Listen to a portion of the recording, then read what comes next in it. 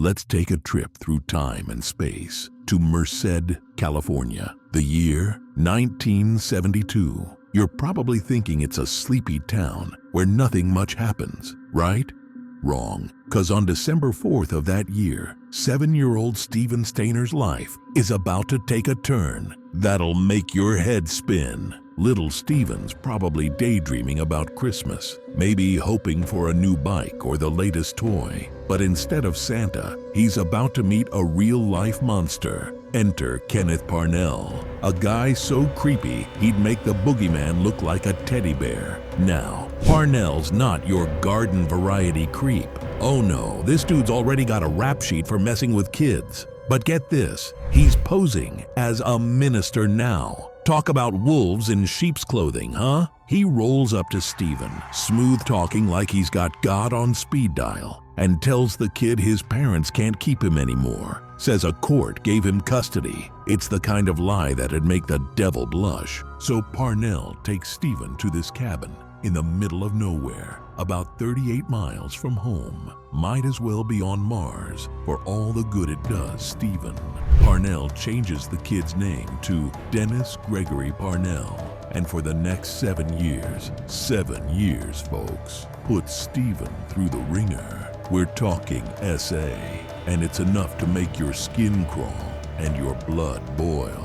But here's the kicker. The entire time Steven's still going to school, living in different places all over California, and nobody suspects a thing. It's like he's trapped in some twisted alternate reality where he's both captive and free. Can you imagine the mental gymnastics this kid's gotta do just to get through each day? Fast forward to 1980. Steven's 14 now, and Parnell's starting to lose interest. But instead of letting Steven go, this sicko decides he needs a new victim.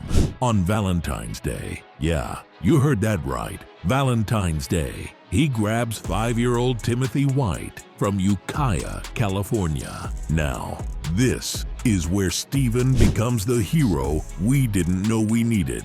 See, Steven's been through hell, but he's damned if he's gonna let it happen to little Timmy. So on March 1st, while Parnell's at work, Steven makes his move. In a real-life rescue mission that would make any superhero proud, Steven grabs Timothy, puts the kid on his back, and hitchhikes 40 miles to freedom. Just let that sink in for a second. This 14-year-old kid, after 7 years of abuse, doesn't just save himself. He risks everything to save a 5-year-old he barely knows. If that's not courage, I don't know what is. They show up at a police station in Ukiah, and Steven drops this line that'll give you chills. I know my first name is Steven. Just like that, after 7 long years, he's reclaiming his identity, his life. Now, you'd think this is where everything gets better, right? Steven's home,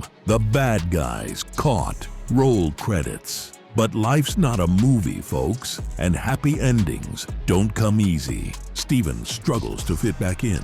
His family's trying, but they're dealing with a teenager they barely know, not the 7-year-old they lost. Kids at school are giving him a hard time, 'cause kids can be cruel. And get this, there's no counseling, no support. It's like everyone expects him to just shake off 7 years of trauma, like it's no big deal. His story blows up. Books, TV shows, interviews, the works. Steven's face is everywhere. But all that attention, it's a double-edged sword. Sure, it's raising awareness, but it's also making it hard for Steven to just be a normal kid. But just when you think Steven might get his happy ending, life throws another curveball. On September 16th, 1989, Steven's riding his motorcycle home from work. He's 24 now, married, with 2 kids of his own. Then, bam! A car pulls out of a driveway and hits him about 70 miles east of San Francisco. And get this, Steven wasn't wearing a helmet. The highway patrol says he had massive head injuries, and the ambulance, it makes it to the hospital, but it's too late to save Steven. It's the kind of tragic twist that makes you want to scream at the unfairness of it all. This kid survives 7 years of hell, becomes a hero, and then loses his life in a random accident? Come on, universe, give us a break. As for Parnell, he only gets 5 years for what he did to Steven and Timothy. 5 years for stealing a kid's childhood. But karma's got a long memory, folks. In 2003, Parnell tries to buy another kid. Yeah, you heard that right. But this time, he gets caught before he can do any harm.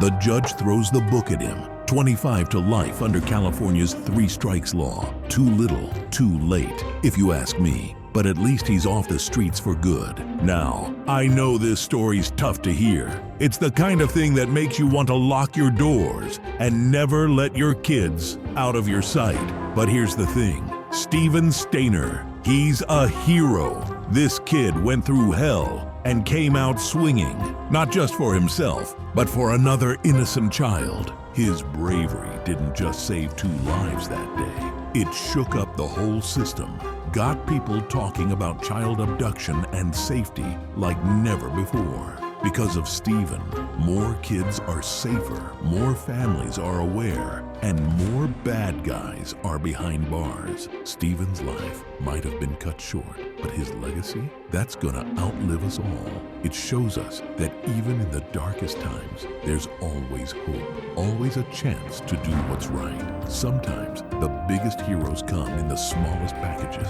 and sometimes the bravest thing you can do is just survive. So next time the world's got you down, remember Steven Stayner. Remember that for every villain out there, there's a hero ready to stand up and make a difference. That's something worth holding on to.